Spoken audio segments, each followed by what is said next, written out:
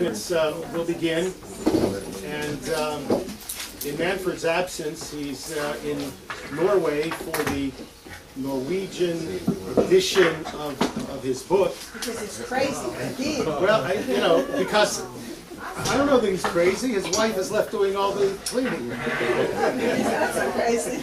We mean we hope he comes back alive. So they're saying, yeah. So he asked me to step in and pinch hit. And American baseball tournament, and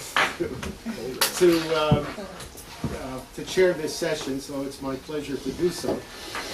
He's got a press conference there, so hopefully not too many shoes or anything will be thrown at him. In any case, I had some discussion with Rela yesterday, and gladly, pleasantly, I won in terms of a very nice attendance. I thank you all for attending. It's kind of like the McDonald's, kosher McDonald's. Let's take a break today from the Pesach cleaning.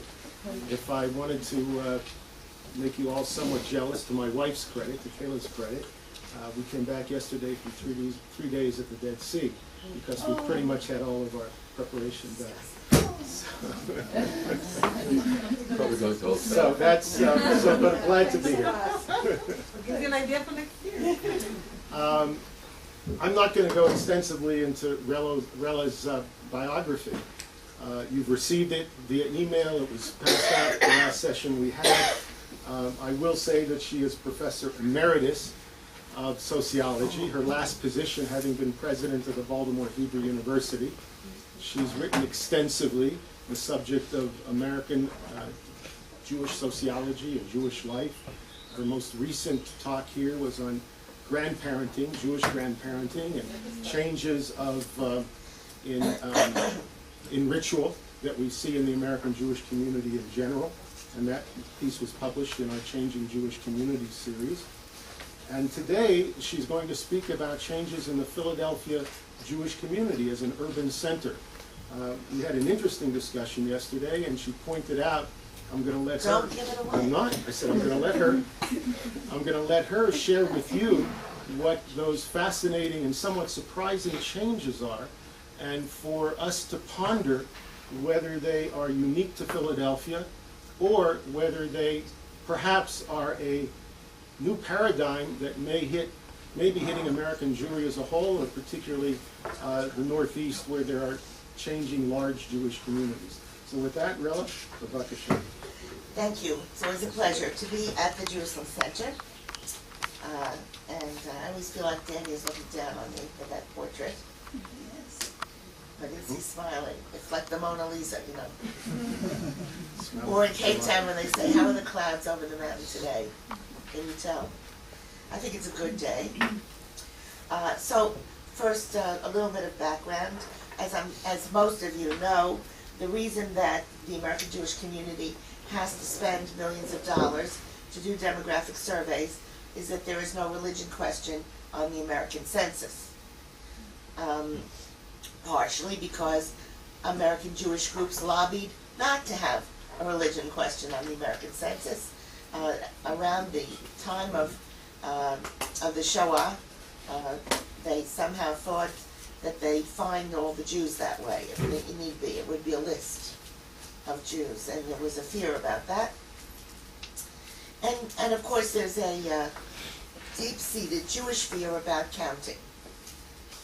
If I want to count for a minyan, right, I either count with a pasuk, like Hoshea Ramecha, or I say nishtei, nishtvei, because there's something from, it's actually an ancient custom, the rabbis in the room will correct me, that at various times in the Tanakh, after they would do some kind of a demographic survey, they'd lose the battle.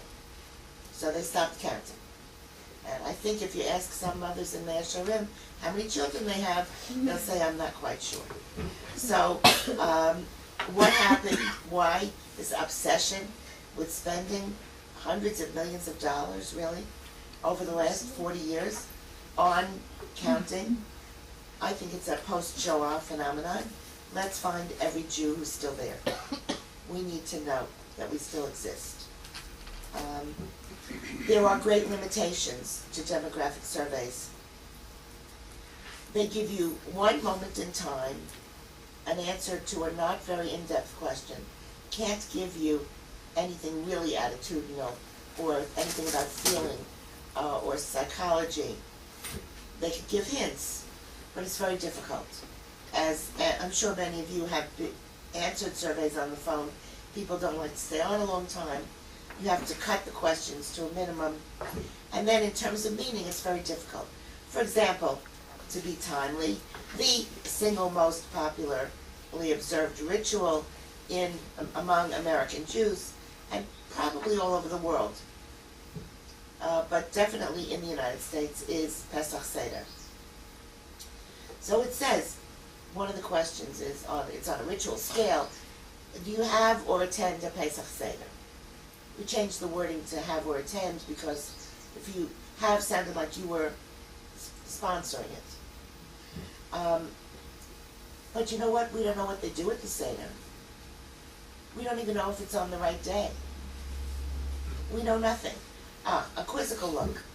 When the 1990 survey was reported out, we had a big conference in Los Angeles to discuss it.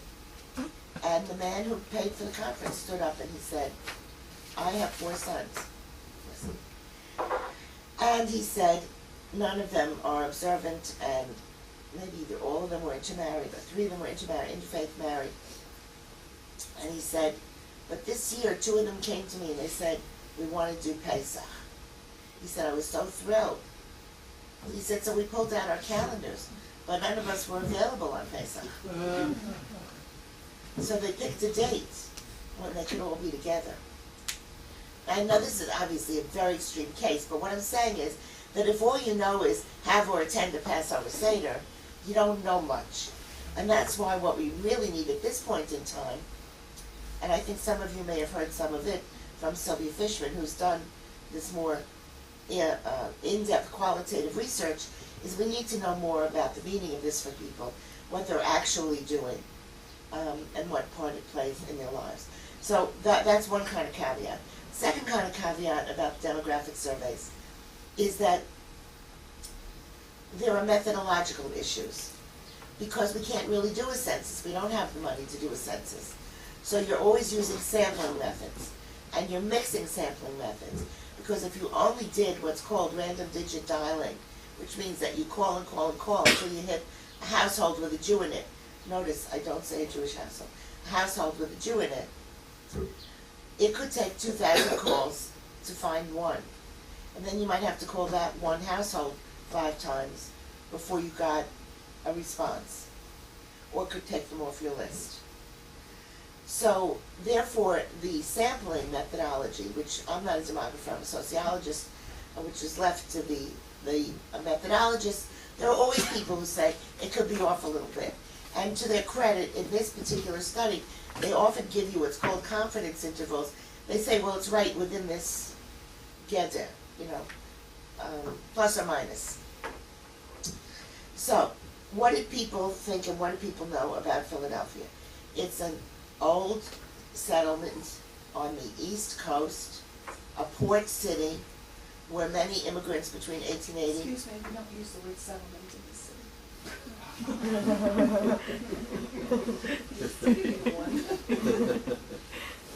He will try again. You should. It's one of the original colonies of the United States.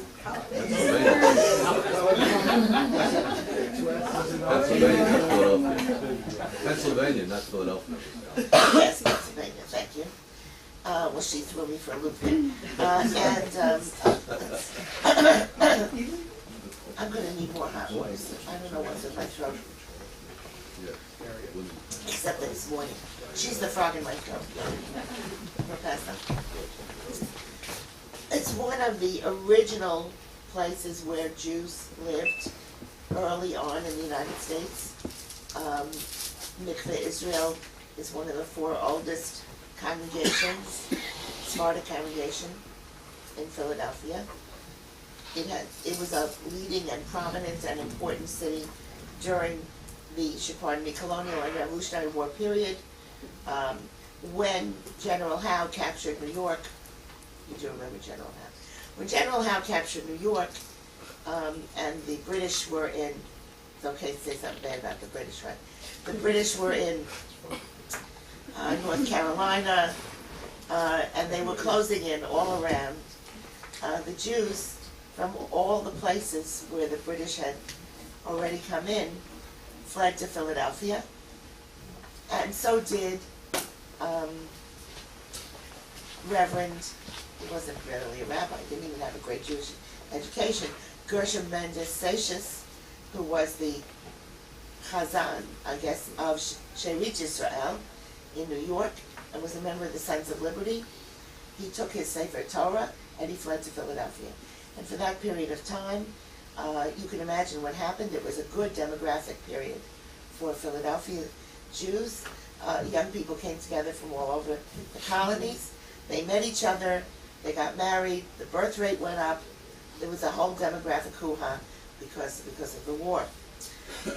So it's old.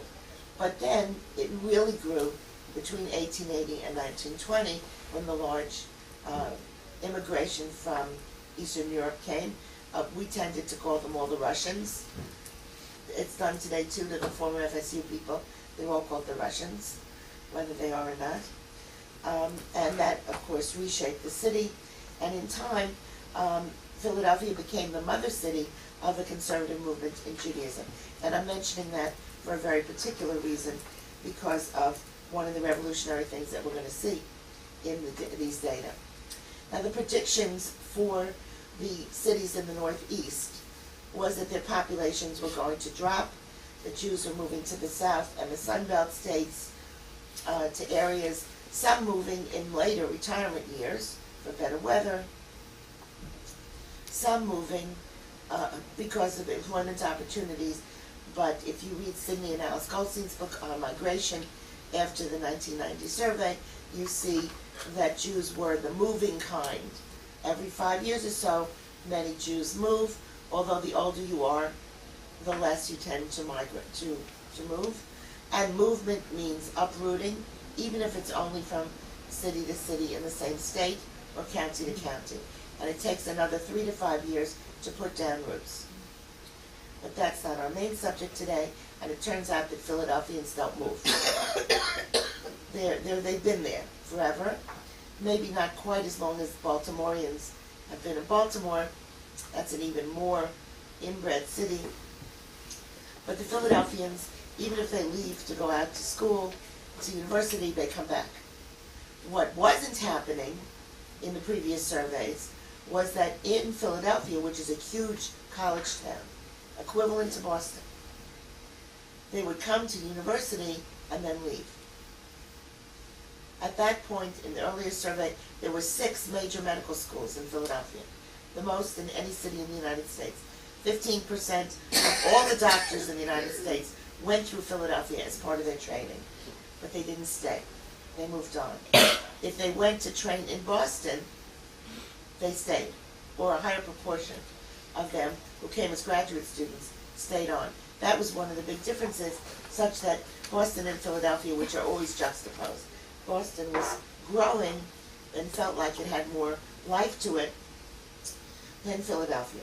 So there was a survey done in the 70s in Philadelphia, and there was a survey done in 1995-96, and nothing had been done since then.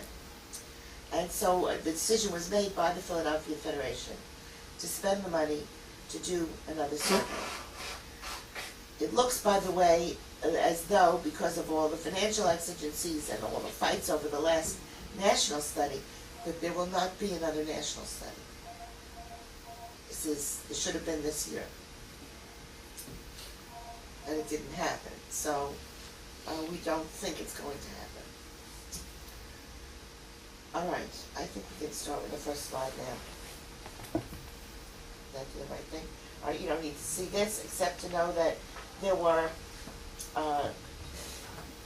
the committee had people on it, the advisory committee had people on it, who actually, many of them were experts in the methodology, which was a very good thing.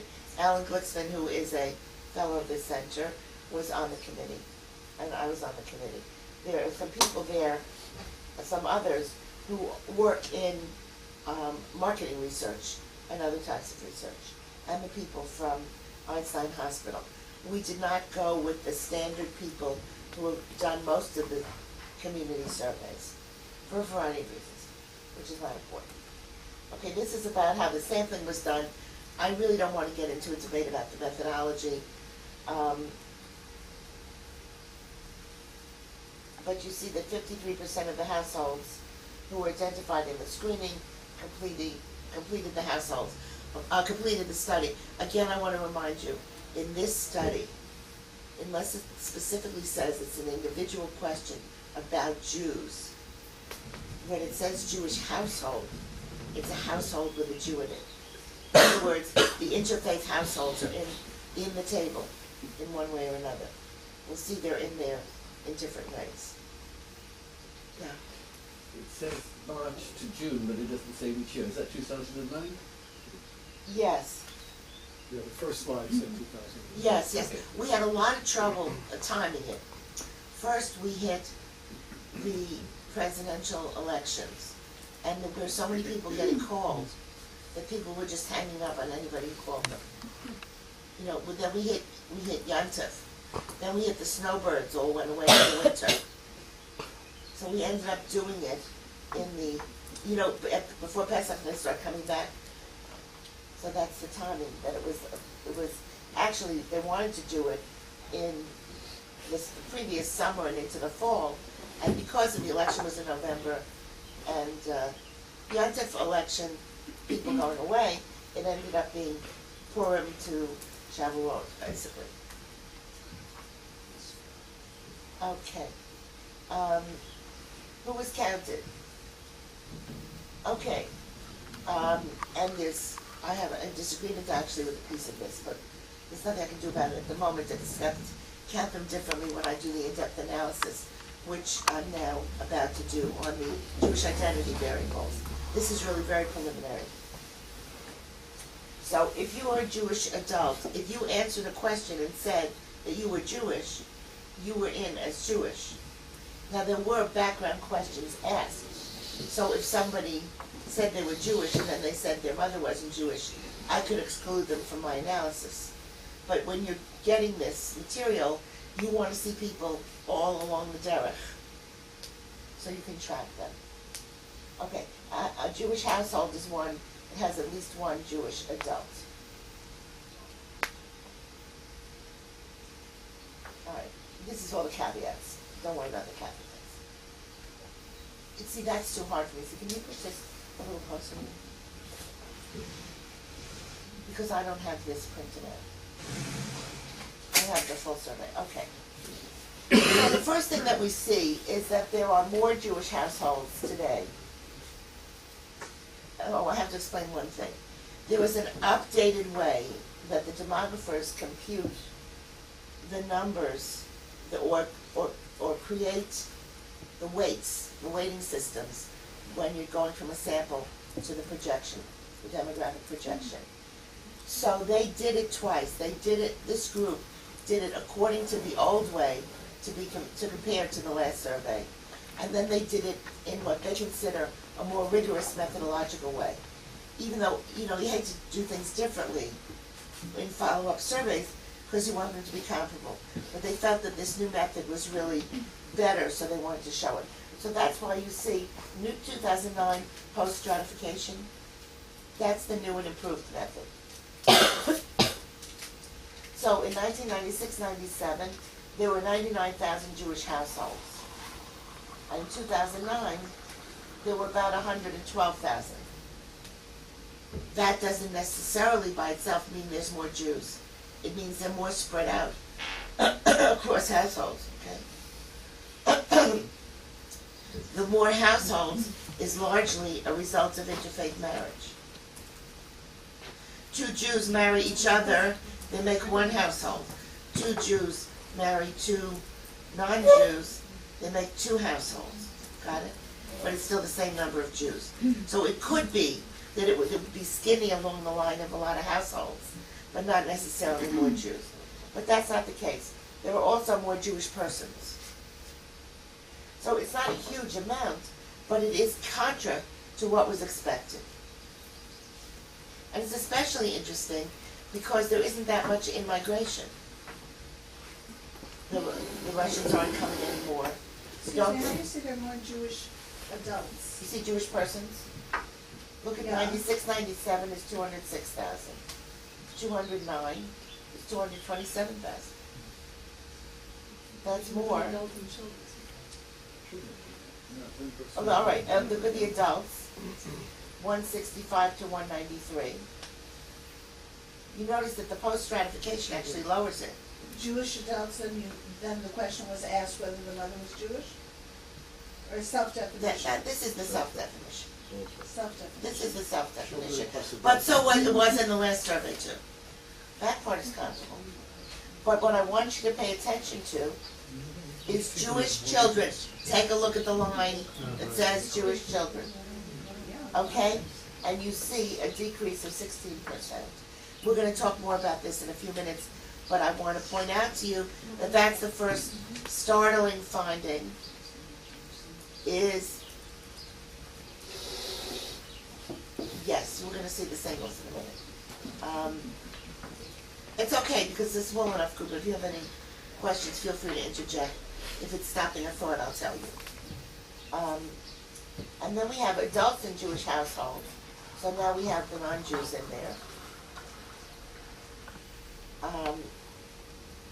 And total persons in Jewish households, which means that includes the children. So it looks like there's 250,000 persons in Jewish households. Are you with me? 251,400. The figure now will be 251,000. That's for total, that includes the nannies. Yeah, the persons in Jewish households. Well, it is in California, they don't have so many nannies. But, So 214 was the figure, the Jewish persons. The new 214, methodology. that's correct. Self-definition. It's either 227 or 214. Except Messianic Yeah, but the Jews, they Jew- self-define. No, as except Jews. Messianic Jews were excluded. I'm saying, but they may self-define as Jews. They were very explicitly taken out this time. But they may self-define as Jews. They may, but they're not, they didn't get the survey. Well, which of these figures do you think is more accurate? The post-stratification or the 2000? Which do you think Well, is you know, I'm not a demographer. What I have to say is that we can't, there's no way they could redo the 206 to be parallel to that. In other words, we think the 206 would have been lower. If you lower one, you really have to lower the other, but they didn't have the K-lim to do that. And so therefore, if you want to do apples to apples, it's the 200,006 to 227. But I hope that they put this table in. Yes. All right. Here are the top 10 in the United States for you. So you can look at Philadelphia in context. Philadelphia used to be the 4th largest Jewish population. I want you to note that a good 35,000 that used to be in the Philadelphia population have simply moved a mile over the river to South Jersey. But they don't count anymore because they're across the state line. But they're really much closer, for instance, than someone who lives in Bucks County, which people commute to New York City from Bucks County.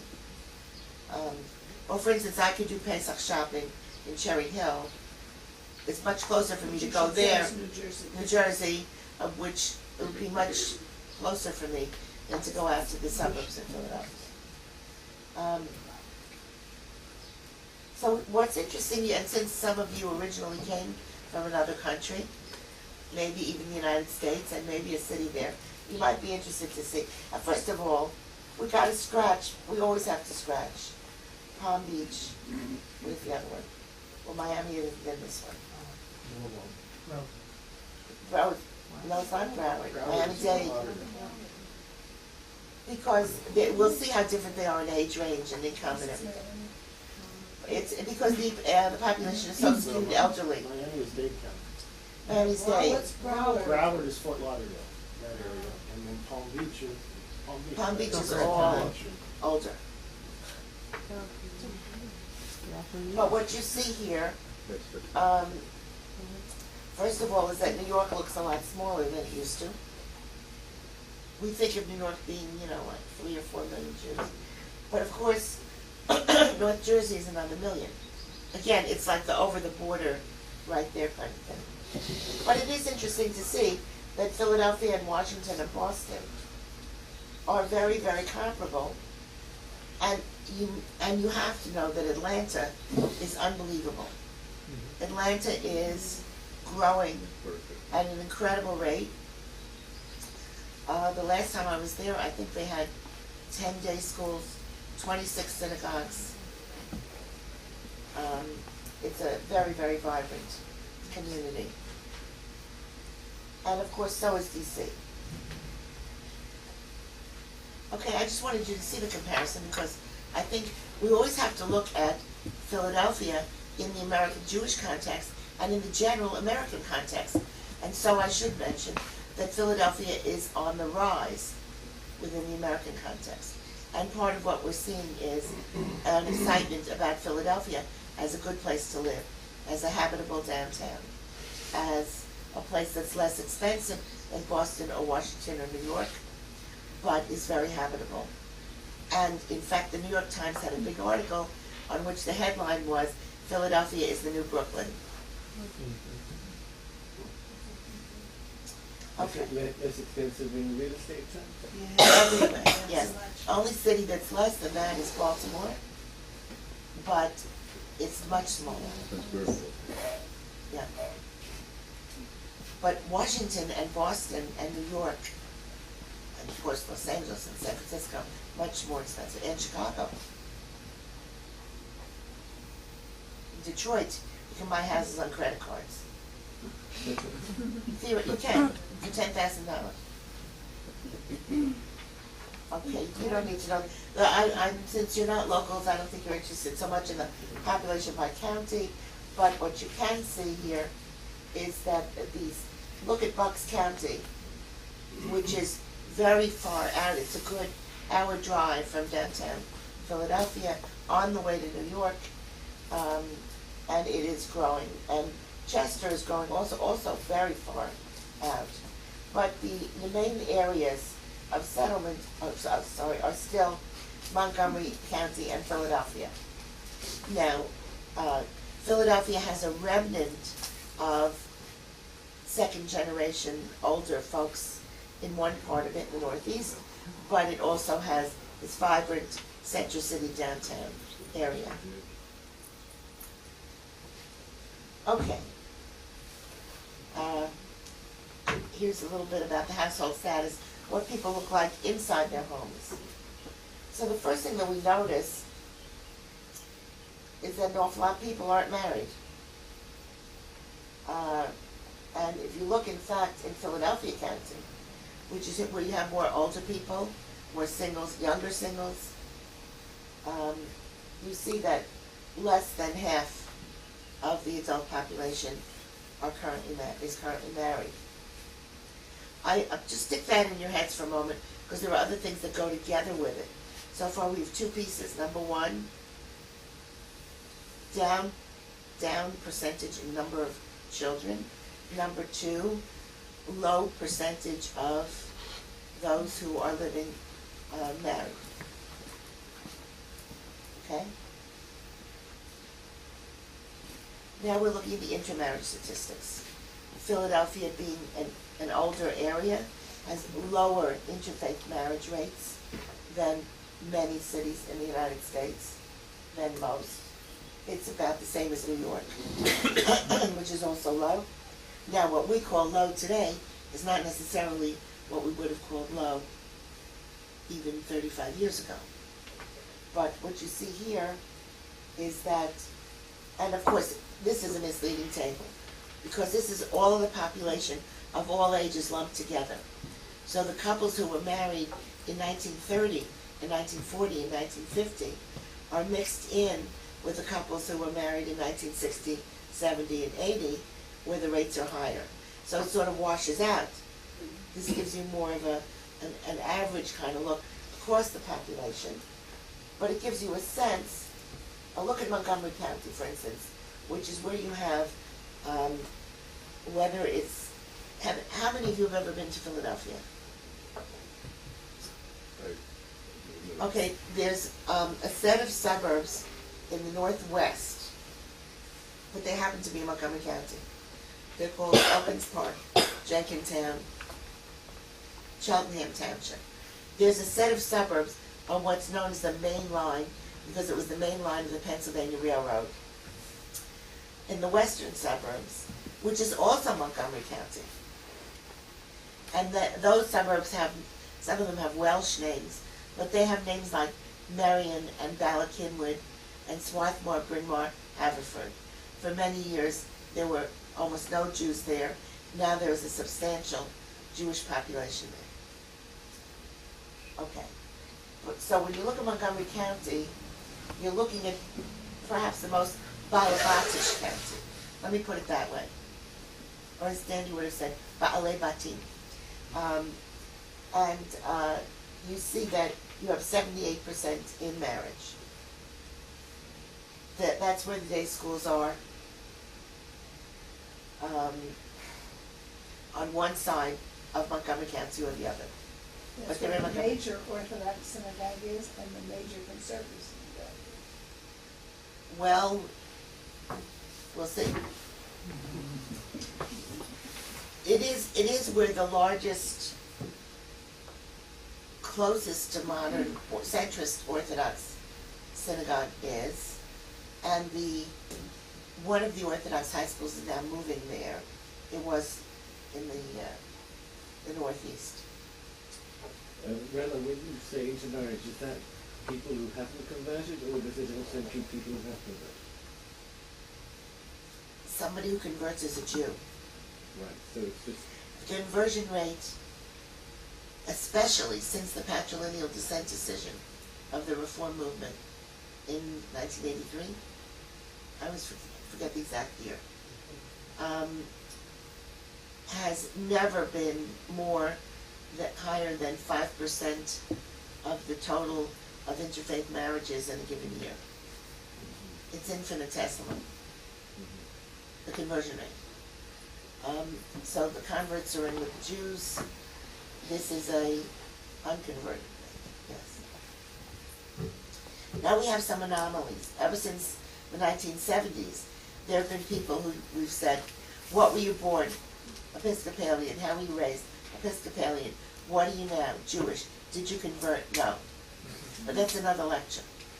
I'm going to be working on that next year at the Center for Judaic Studies at Penn. This whole issue of conversion in and out of Judaism and the various stages of it. But especially among non-Jewish men who are unconnected to religion, who marry Jewish women, have Jewish homes, raise Jewish children, they sort of slide in. I call it passing for Jewish. They slide in. And then there's these by now tens or hundreds of thousands of Jews who are patrilineal. And they're sort of in that category too. Because for maybe 75% of the Jews in the world, they aren't Jewish.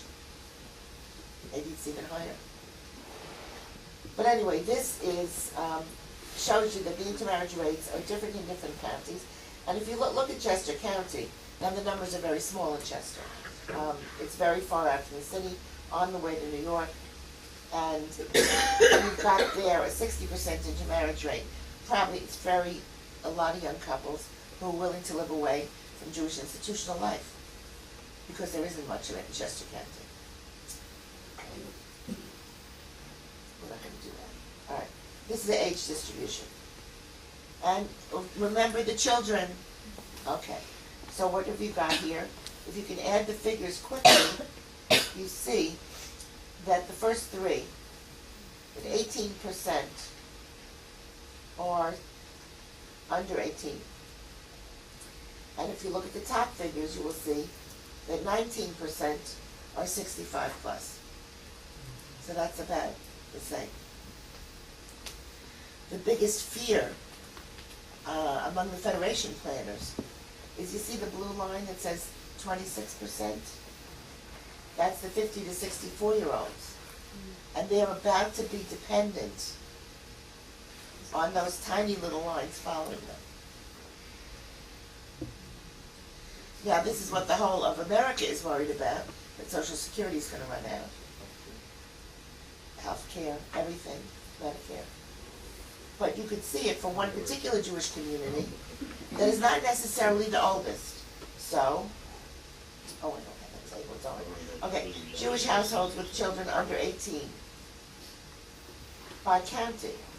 Now, look at Philadelphia County. You see that? You see 10%? That means 90% of the households in Center City, Philadelphia are all adult households.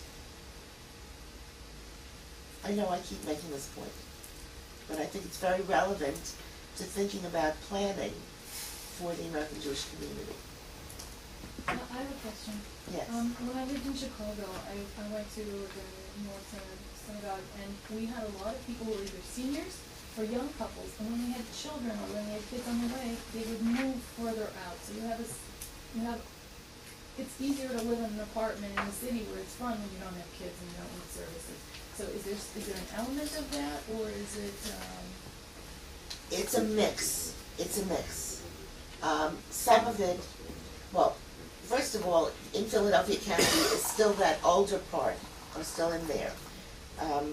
About 40 or 50,000 Jews who they're all empty nest. And they're all lower level income, or they move out of that area.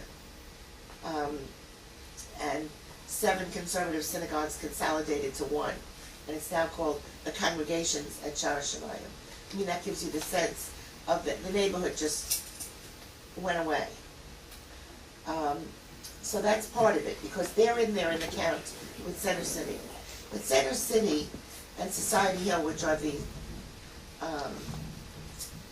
they're the yuppie urban areas, and also an area called Mount Airy in Germantown, which is more of the university intellectual type neighborhood, where whites buy from blacks, very integrated. There are families with children who stay in those areas, and also in the downtown. But you are right, there are a lot of graduate students, although the college students in dormitories didn't get counted in the survey. There are graduate students, there are singles, yuppies up and coming, there are couples, but nursery schools are booming. They don't move till after that. And it's certainly possible to stay in the city in Philadelphia, because it's not that big a city, and because it has a private school tradition. And so, and because the Center City area is so habitable, many of the dual career families, the parents walk to work and the children take the bus to school. And this works for the day schools, and it works for the Quaker private schools. The principals of several of the Quaker private schools are Jewish. They have to close on Rosh Hashanah. I mean, that's the situation. Of course, we'd rather they be in the Jewish day schools, but you're right. There is a demographic mix that makes that happen. Also, more and more, because the Center City is getting so vibrant, when people become empty nest and they want to get rid of their big houses, instead of moving to a condo in the suburbs, they move to a new high-rise in town, and they walk to the orchestra, and they walk to the museums, and they like that culture, and they walk to shul, which is interesting. But there are not so many shuls in the center town. Oh, yes, there are. We found it very difficult to be on. And how many years ago was that? 10. Well, in the last 10 years, among the things that have happened is, all right, Lubavitch took over 2 of the immigrant synagogues. Third one was made into a conservative synagogue, the Society Hill Synagogue.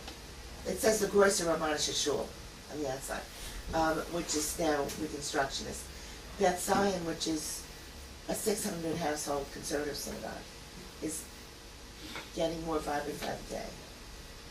A small group of Orthodox people just started a new Orthodox synagogue. It's meant to be a shul, They hired a rabbi. There's Mikveh Israel. There are at least 4 new Chavurot that have been started by younger people. Some of them only meet on Friday night, some of them only meet on Shabbat morning. There are new institutional happenings, like something called Moishi House and something called the Collaborative, both of which are where people of graduate student or young professional age are paid to live in these communes if they'll do Shabbat and holiday meals for lots of other Jewish people that are funded. Some of it is part of follow-up to Birthright, which is called Birthright Next. And so that's also a piece of what's going on. There's all kinds of interesting stuff going on in Center City. There's a brand new museum going up. So Mikveh Israel, which is now not going to be a museum, is going through a whole evaluation process as to what to turn themselves into. There's been an Eruv for the last 5 years, which never existed before. All of these things make a difference. Is it the Upper West Side of Manhattan? No. But in a comparative sense, it's much more vibrant than it was. All right. Is this the state of Delaware? Oh, it's Delaware County. Delaware County. Delaware County. Delaware is right across the line. Yes, but that's a separate study. And does the another quick clarification, does the Federation serve all of these counties? That is correct. Now, here it is compared to other cities, which I think is of interest, because what you see, now look at Palm Beach, you see what I'm talking about? You really have to take, every time I got one of these tables, I wrote back, take Palm Beach out of the table.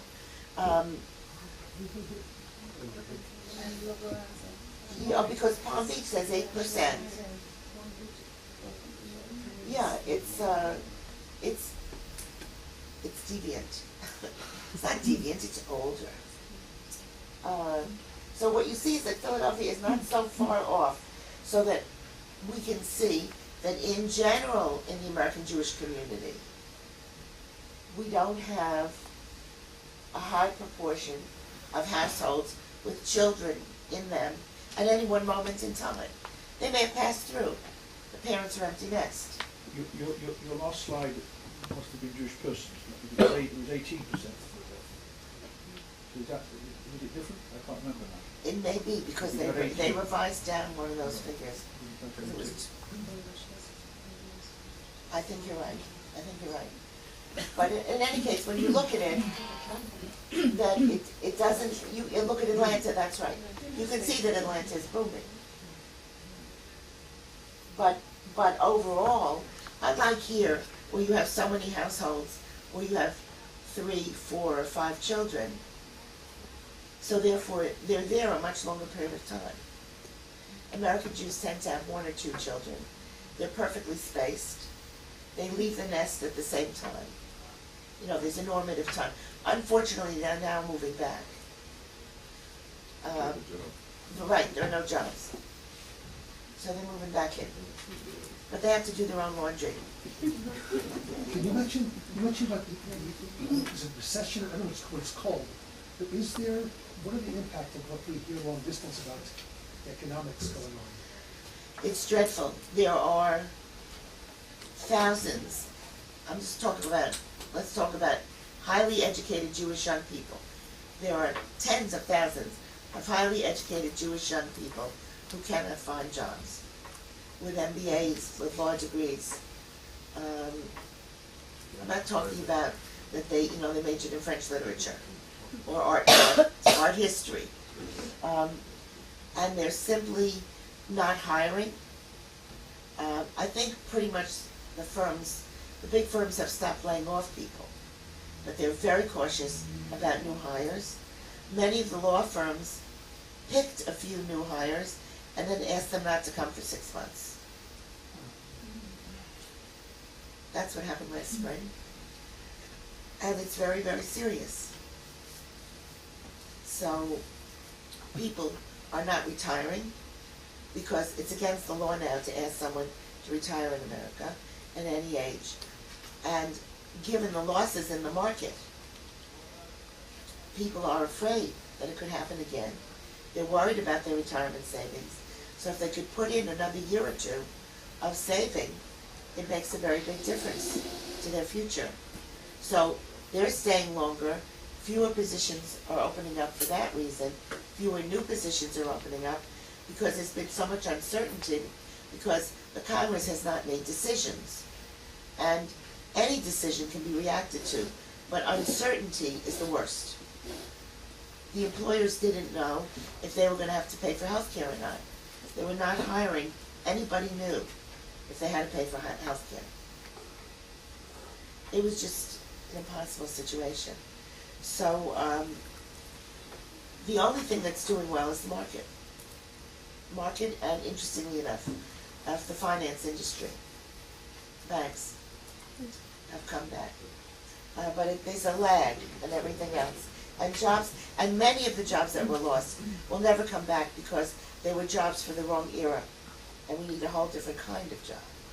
But I'm talking about people who should be able to get jobs, who are trained for the next era, and they can't. They take internships, paid and unpaid. Young people with Ph.D s who would go straight into tenure-track positions now take postdocs for 1, 2, 3 years. Then they'll go to a community college. Then maybe they'll get a 2-year contract, not tenure-track. Or they'll have to go to Iowa to get it. All right. As you can see, the education level is very high. 71% of Philadelphia adult Jews have, Jews and non-Jews in Jewish households have at least a bachelor's degree, 41% have graduate degrees, and the women have caught up to the men. So it's a boring tape. I'm going right through it. The household incomes are quite high. As you can see, let's see, if we look at the 100,000 and above, that's 38%. The under 25,000 would be the poverty level. Can you live in $25,000 a year in Philadelphia? A one-person household, if you're elderly and on Social Security, you probably would need food stamps.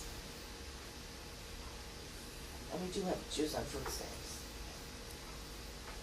Okay, income by age is not particularly interesting for what we're looking at.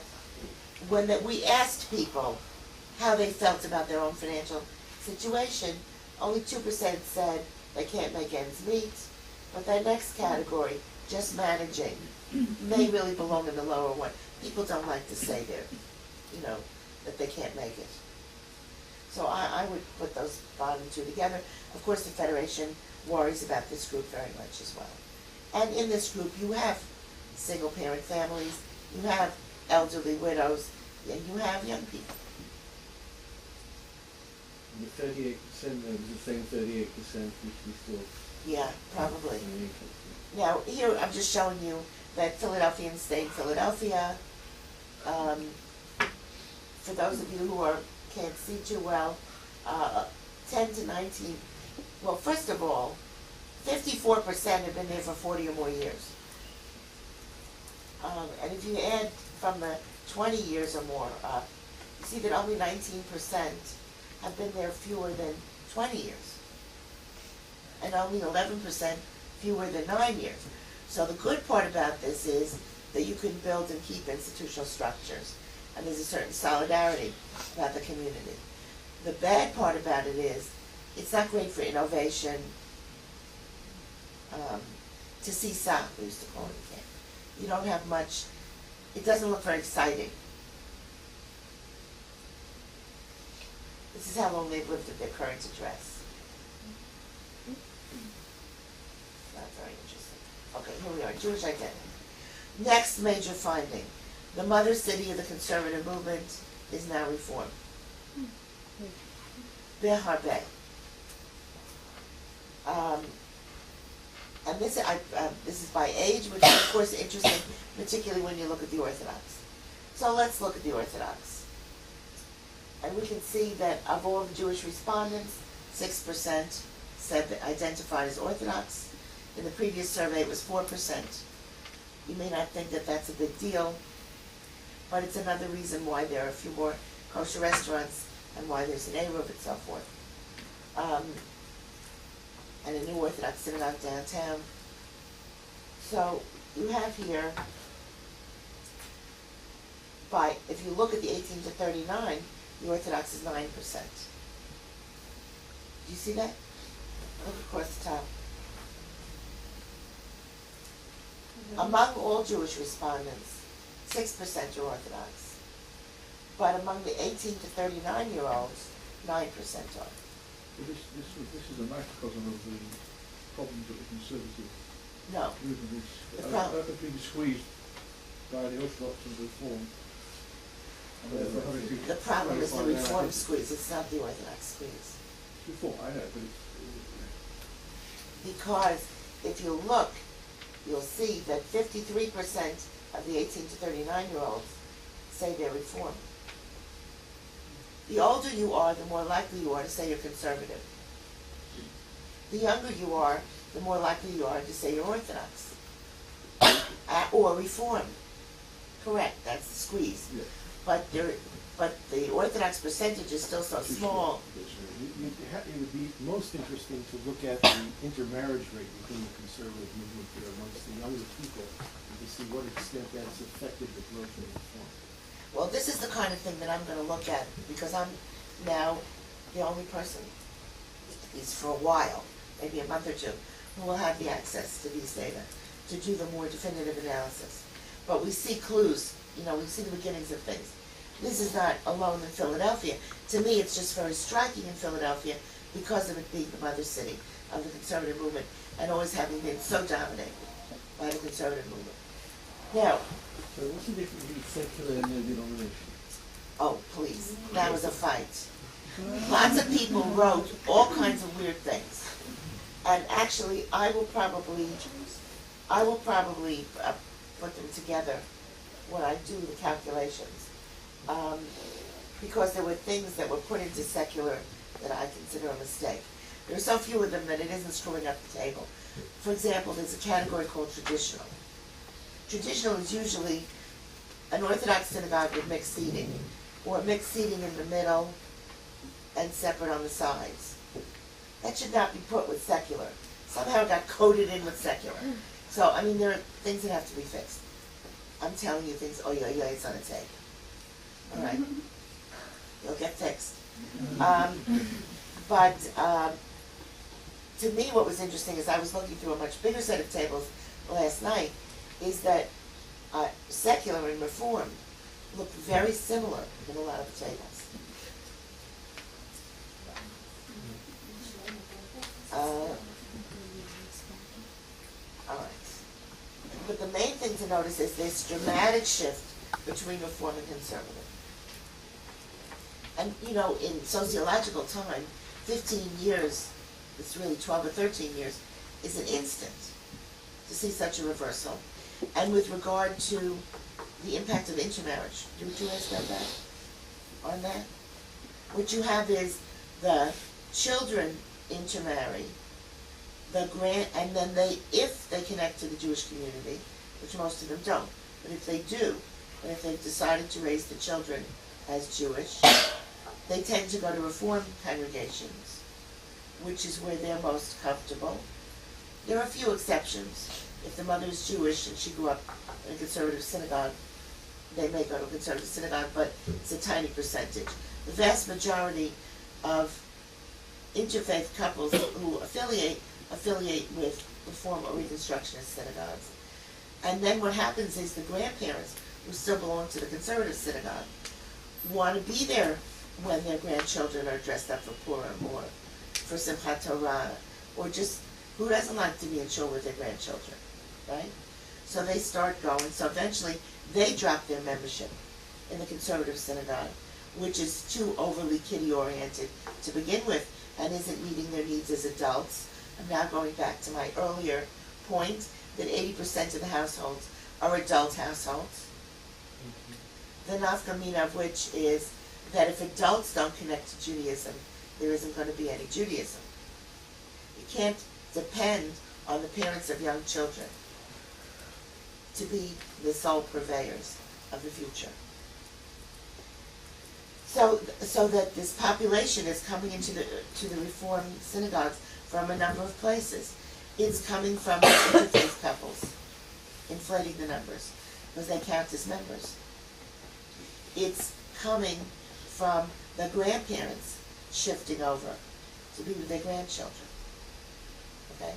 And they're the movement that's doing the most conversion. But it's still, that's a tiny number.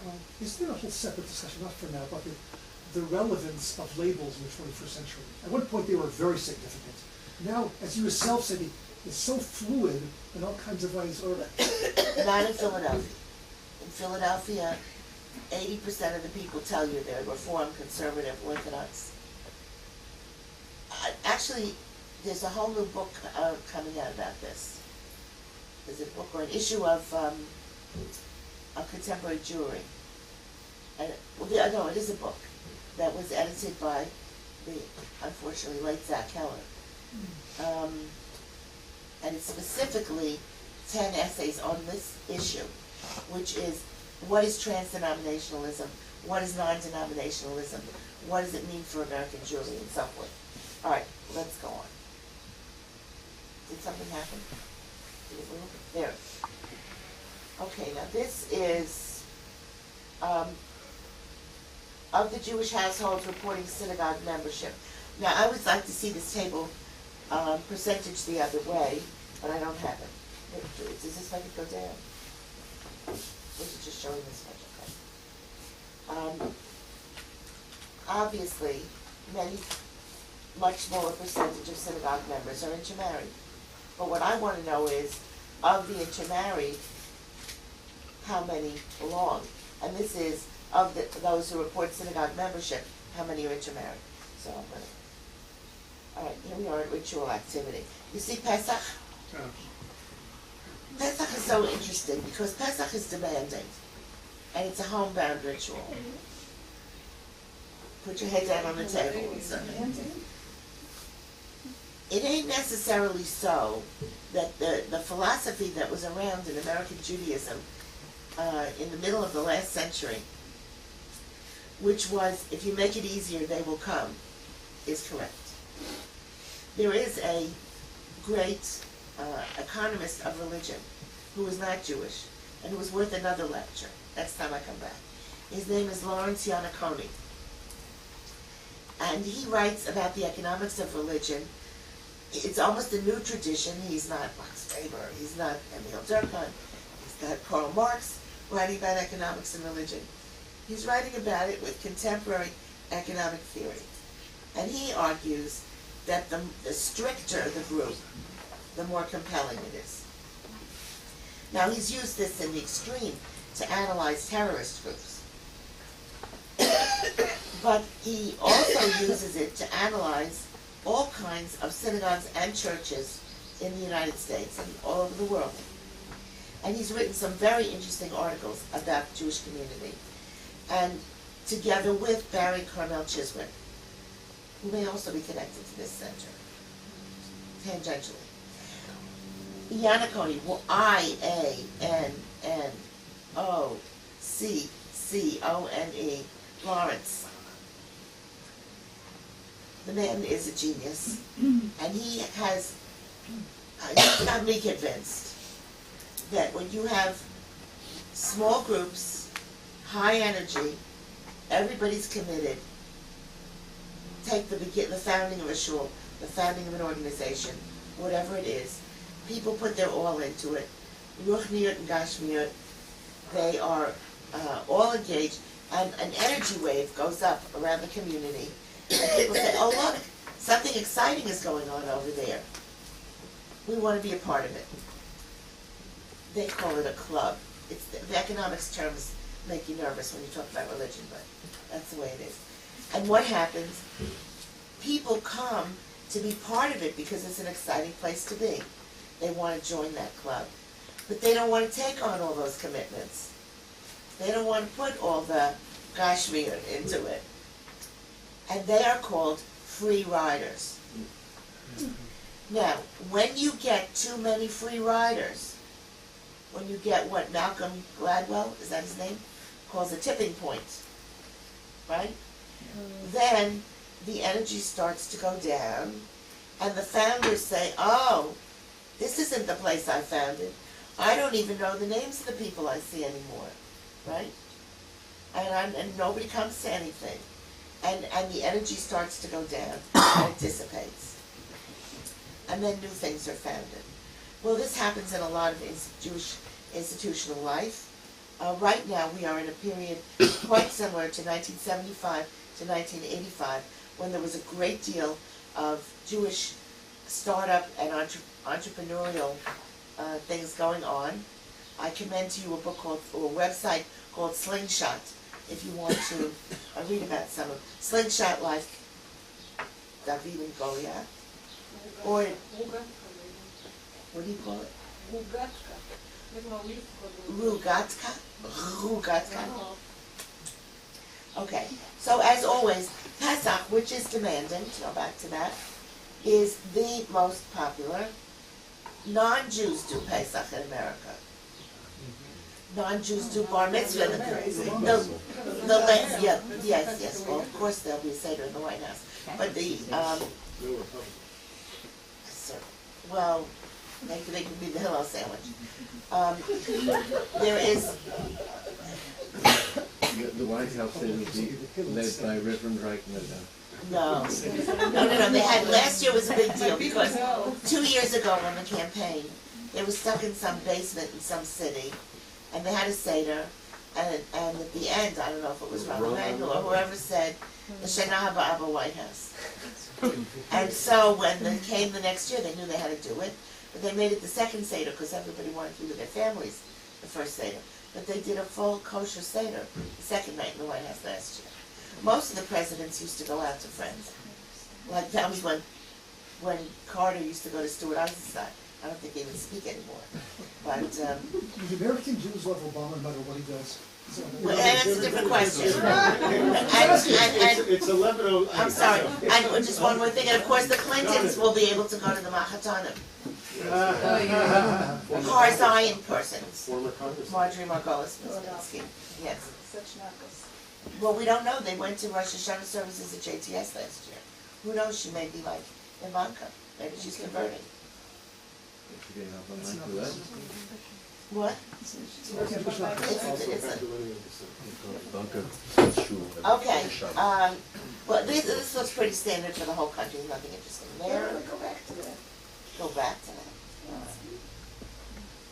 Passover Seder, Hanukkah candles, fast on Yom Kippur. The thing about Yom Kippur is it's individual. You can make the decision, no matter what kind of household you're in, no matter whether you're in shul or not, to fast. It doesn't say go to shul. It says, and I think that's what's powerful about it. Americans are very individualistic. So, None are shul related. They're all none have to do with synagogue. They're all private. Everything's either at home or well, not you in see, synagogue. that's another interesting thing, and it was another, this isn't the lecture on the conservative movement, but one of the big mistakes in the 50s, 60s, and 70s of the last century was to move everything out of the home and into the synagogue, instead of teaching people to do it at home. Now things are getting moved back in. So, for instance, in Philadelphia this year, there are several large Reform congregations having second Seders when they don't do second day. And to return to tradition, they've put back in second day Rosh Hashanah too. And the conservative synagogues that used to have Seder in the shul one of the nights have moved them all back and put people in homes. It's interesting development. Okay, can I go over it now? The intermarriage rate. So here you can see the age range. The red is intermarried.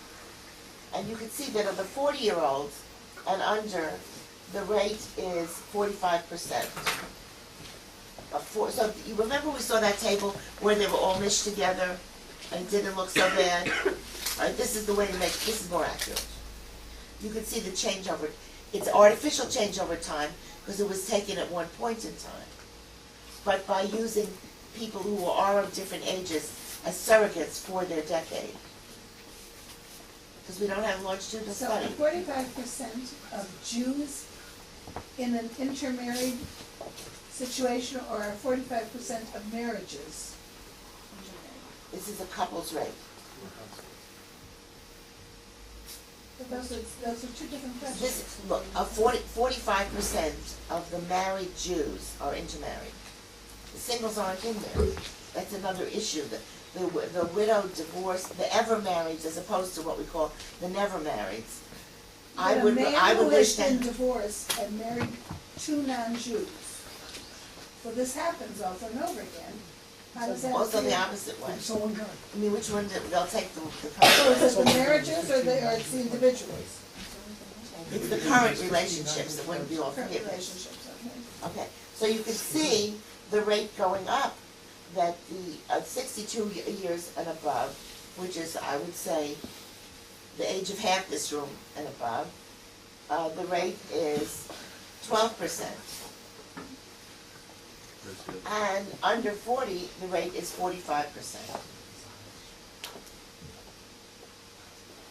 So I'm not saying intermarriage is not an issue. I'm just saying that it's not any different than it was in 2000 or 1990.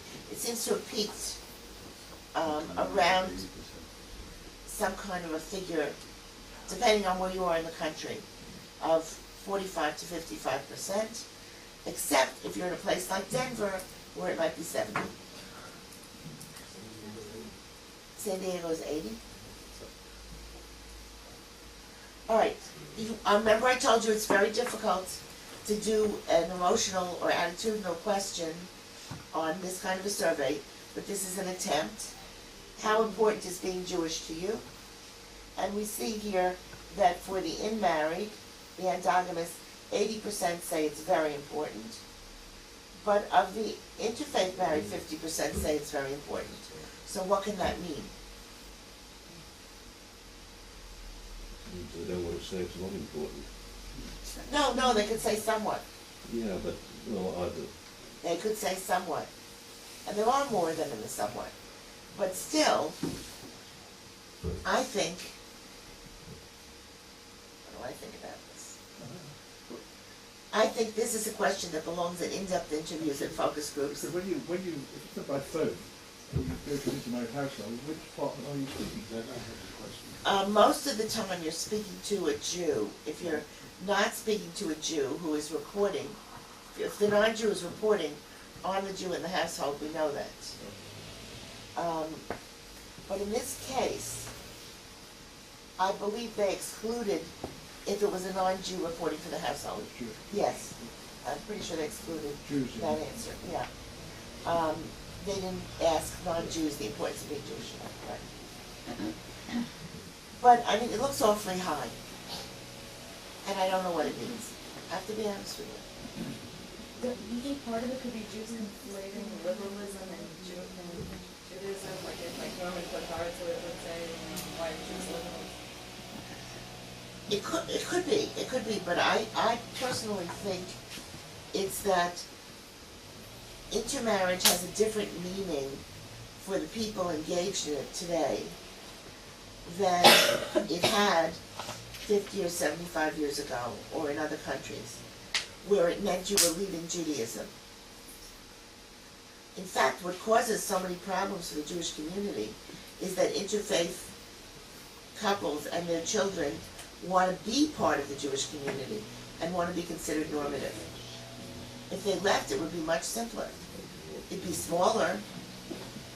It would be what Steve Cohn was highly criticized for saying, a leaner and meaner Jewish community.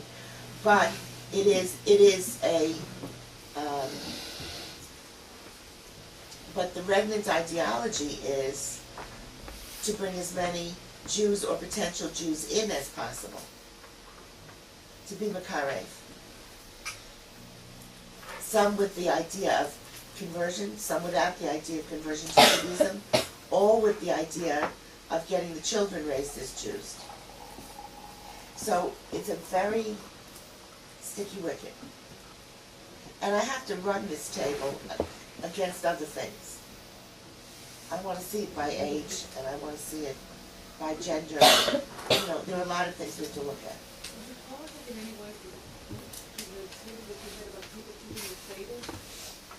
I'll do it by rituals too, sure.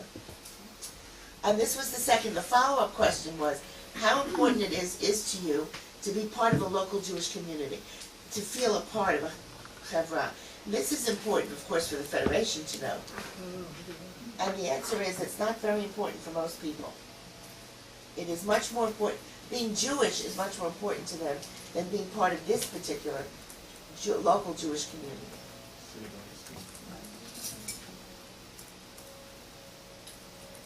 And this, of course, leads into other tables that I don't have time to show you, which is that volunteerism is low and philanthropic giving is very low. Because here they have some obligations to be part of the community or part of synagogue. Right. And Now, people, they don't want to take obligations upon themselves. right. At any one point in time, about 42% are Jews paying members of synagogues. But over the life cycle, it's the most compelling grassroots institution, and maybe 85% of Jews at some point in the life cycle belong. But why do they drop out? Because once they don't have children anymore, they see no function for the synagogue in their lives. Back to my earlier point, that it's not programmed for them. Well, excuse me, what about the increased attendance and participation at JCCs?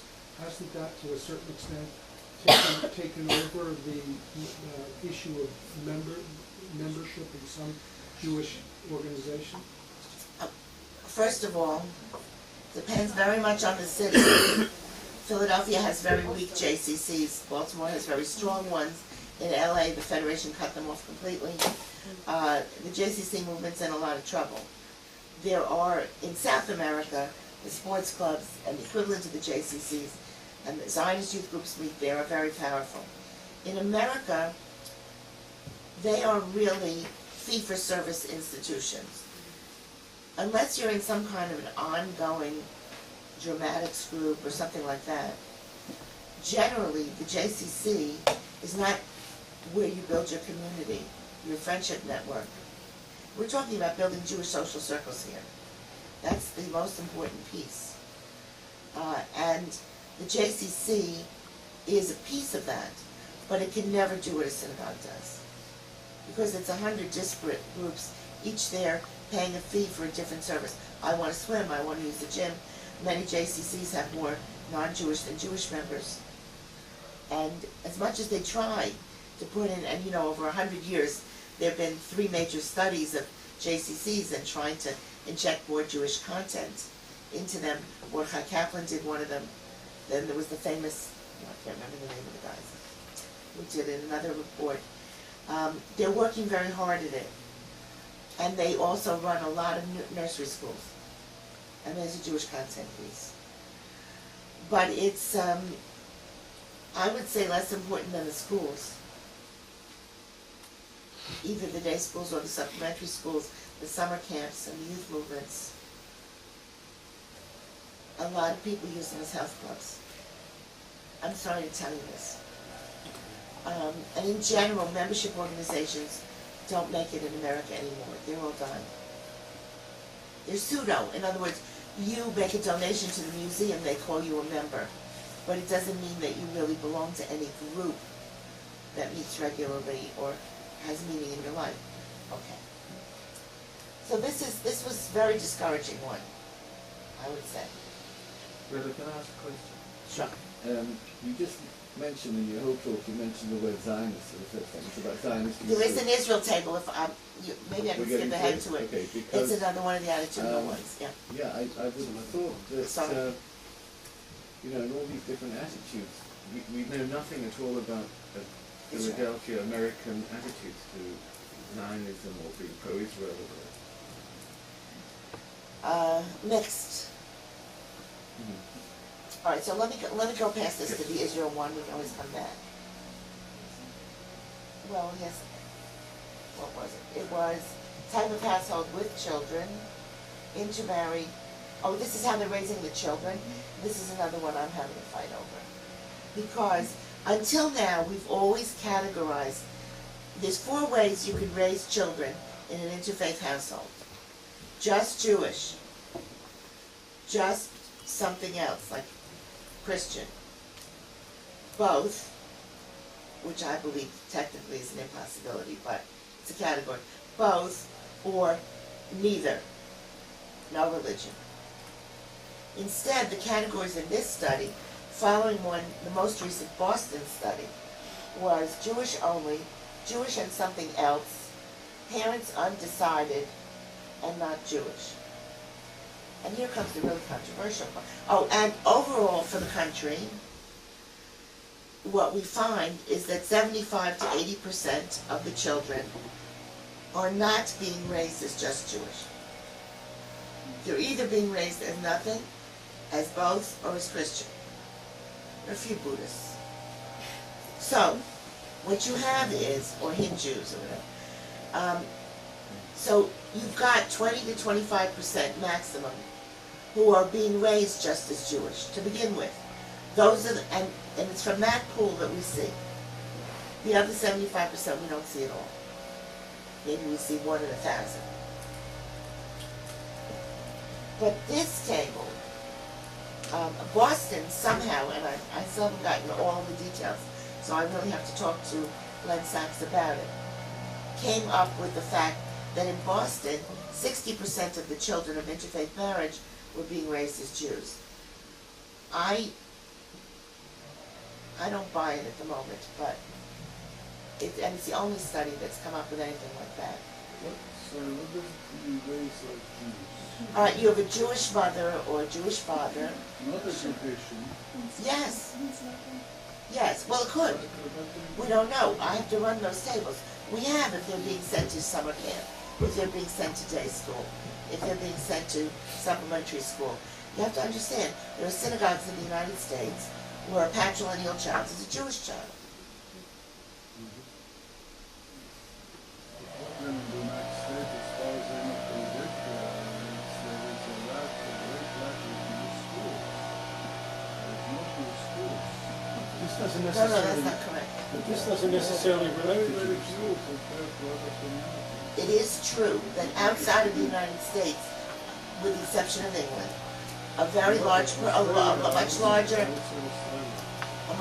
percentage of Jewish children go to Jewish day schools, largely because the government subsidizes the tuition.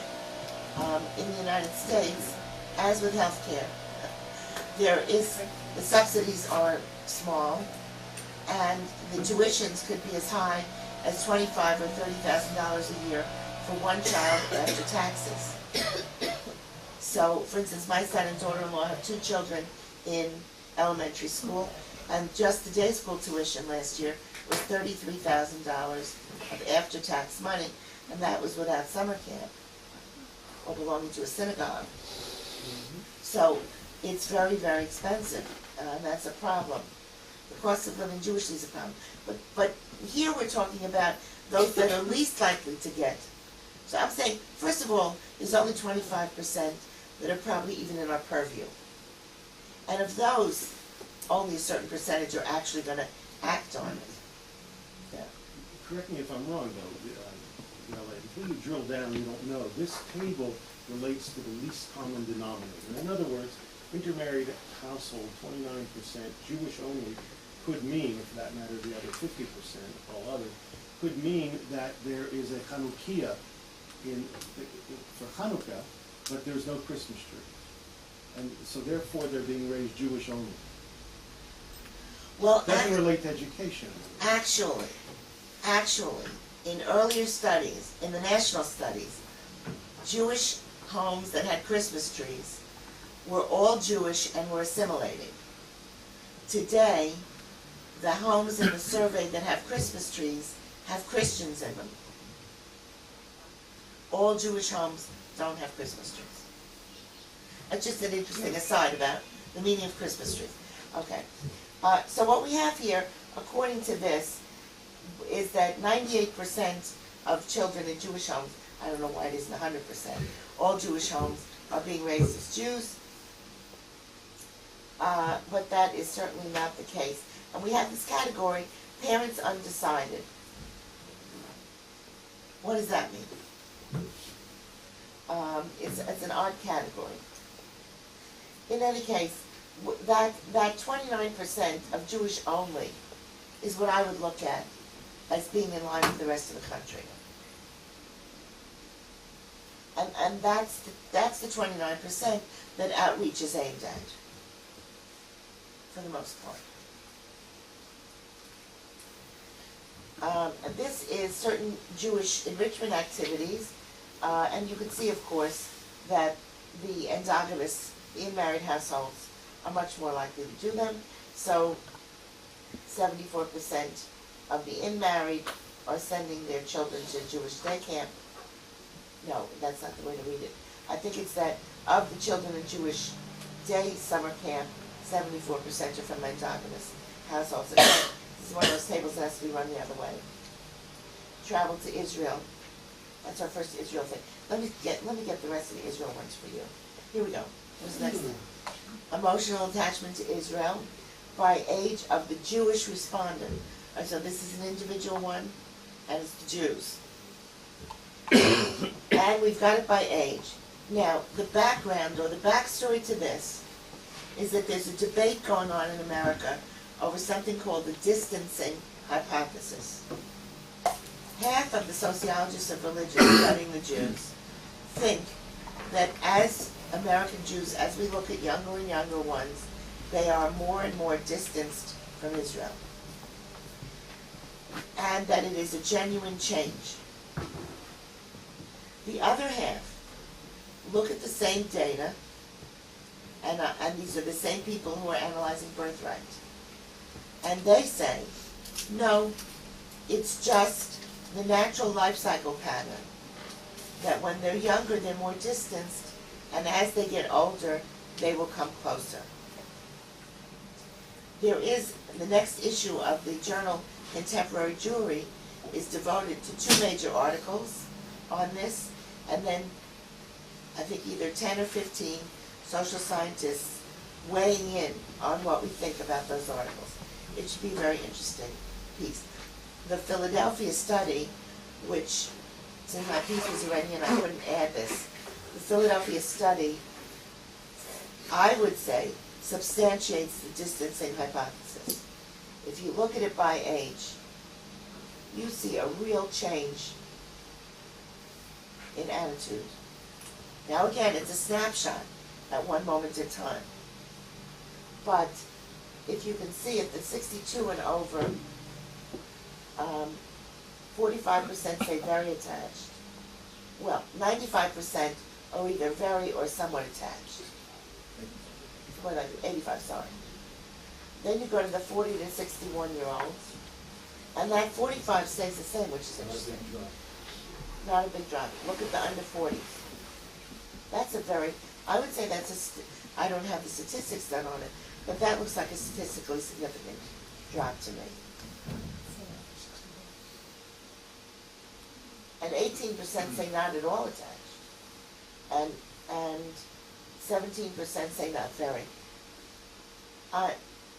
Is the data there to run, I'm not asking for it now, Yeah. below 30, below 25, et cetera? College students up to date? It should be. It should have it by each age, not only the grouped age. It's that the estimates are so small, I mean the numbers in each group. So that is your first one. Let's see if we can get another one. No, we're in social services. I'm sorry, that's because it's in this is the short PowerPoint. If you go to the website for the Jewish Federation of Greater Philadelphia, besides the PowerPoint, the full survey is up there, and you can look at more tables about that. Now, I didn't want to show you the social services. Did it show a lot of comparison with other cities? That's in there. But I want to show you the charitable, just for a minute, and the volunteerism and philanthropy. Yes, there's a sizable group of people, but this is how much they give. Blue means Jewish organizations only. Look at how small. Red is non-Jewish organizations only.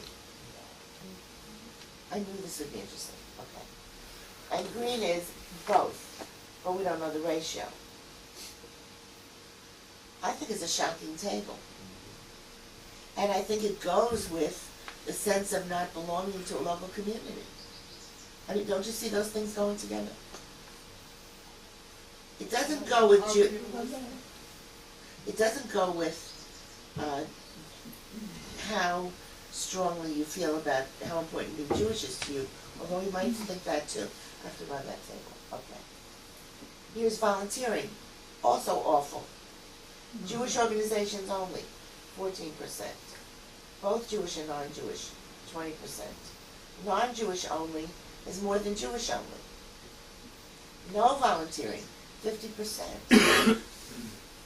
So here again, we have a lack of community involvement. I think these are all measures of the same kind of dislocation. And this in a community where people have been residents for so long. This is not a dislocation caused by migration. This is a dislocation caused by disaffection or somehow not bad citizenship, I would say. Maybe that's a bad way to put it. Disassociation, disaffection. Education. They're responsible. Well, it's a very discouraging, and I'm not sure that the Jewish federations are the people who are going to be able to move this back. And the large organizations that were asked about before, I can't see that, the large organizations that were asked about before, the membership organizations, they don't, oh, there you are, we're just standing there. They are just fading away in favor of you pay your amount to say that you're connected or you've done your duty. And this is very serious.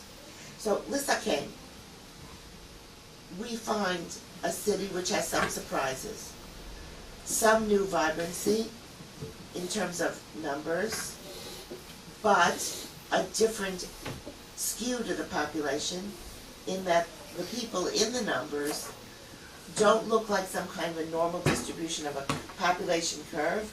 There are more older, fewer younger, and many adult-only households. We find that it's still a large city with a lot of resources, people who have money, but they're not necessarily giving it to the Jewish community, nor are they giving their time. This is all part of this piece of adults dropping out once they no longer have children in the system. And by the way, even if they're grandparents, they can easily drop out of the system. It would be one way to bring them in. And many of them have their grandchildren living around them, because Philadelphians don't move. So you would think it would be a way to bring them in. But the institutions, in a very American way, don't think beyond the nuclear family. They don't make the connection. They don't invite in that direction or bring people in that direction. And they make singles feel uncomfortable at all ages. Singles feel uncomfortable in synagogues, at life cycle rituals, in all kinds of situations. Then we have this reversal in religion, where you had a city that was dominated by a movement which some people thought wasn't traditional enough. But now we have a flip where more than half who are asked say they're Reformed, whether they currently belong to a synagogue or not. And that has to change the complexion of what's going on. At the same time, there is a small but growing Orthodox presence, which is also having an impact. I would submit to you that this is not the only city like this. That it's almost a paradigm for, among those top 10 cities, with the exception of Atlanta and the far west, and of course Palm Beaches. This is what the American Jewish community looks like. Now the direction that it's going is interesting, because when we look at some of the ritual behaviors, for instance, that we didn't have time to do, the younger people observe more than the older people. And it's not only because of the small amount, higher percentage Orthodox. It's also in the conservative movement. But there's a trend, two trends going at the same time. People move, if you take the Elazar concentric circle model, there are people moving into the center.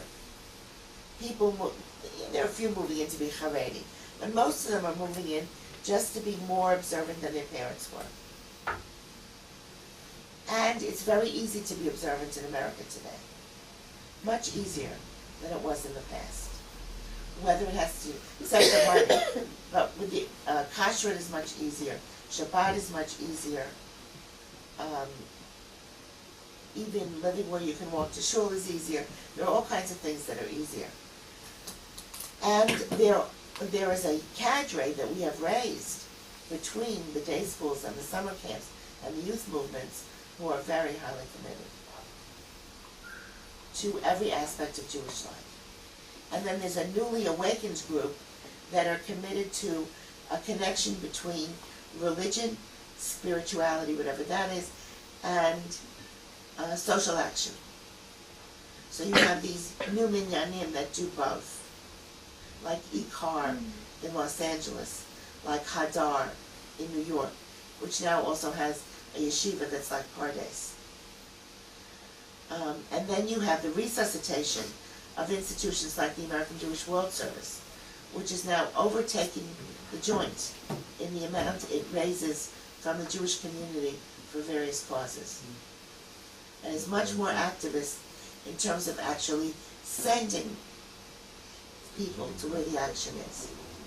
So Rabbi David Ellenson, for instance, went with 15 rabbinical students and lived, I think, in Haiti for a couple of weeks in a tent with them, under the aegis, working with Ruth Messinger and the American Jewish World Service, not through the joint. So this causes other political problems, but it's a different lecture. So we have a top to bottom organizational turnaround in America. Different meaning of what an organization is, of what membership is, of what belonging is, and I still believe a crisis of lowered expectations. This is the first generation that doesn't expect to do better than their parents did materially. They expect to do the same or less, and they're much more oriented toward family and relationships and building community. I don't mean 60s. I don't mean like the Lala 60s. Make love, not war. But they are very into relationships, community, doing things in homes. If you see them volunteering, they're volunteering in their children's schools. And they're, if the synagogue, which is the grassroots major Jewish institution of Jewish life, maybe not in the whole diaspora, but certainly in the United States, doesn't meet those needs, it will become obsolete. If we have the, huge edifices, remote rabbis who can't relate to 1,000 people at a time, if we continue to have, it's going away, a lot of it's going away. But if we have that and formality, then it's not going to work. The synagogue will go down, down, down. But I believe that there's there's this core that's growing. There is also a periphery that's growing. And the great debate, because of limited resources, is when you're doing outreach, who are you doing it to? Who are you spending the money on? I'm going to write a column that I'm sure I'm going to get hate mail for, in which I suggest that we try giving some more money to the people who are mortgaging their houses to send their kids to day school, instead of taking them for granted and saying, let's put all the money into the marginally affiliated to see if we can move them into 1 inch more of affiliation. I know I'm going to take a lot of flack, but I think that they're, because of the monetary situation today, people are actually going to have to make decisions about priorities. They can't say, we'll do a little bit of this and a little bit of that. So I think it should be a very interesting period. This decade of 2000 to 2010 has been very important in American Jewish life. There is a whole feeling of social entrepreneurship, that's what they call it, that is being fanned both from the grassroots and from the top. What will happen with the traditional movements and the trans-denominationalism? I'm not sure. I think it's a small elite that thinks about those kind of categories, and the vast majority of the unaffiliated simply aren't into Judaism that much. The people who are really creating the trans-denominational institutions are very into Judaism, but they're a very small group. But you know, just like the Chavarot in the 60s and 70s, there'll be a trickle-down effect and impact of some of their ideas into the mainstream synagogues. So that's it.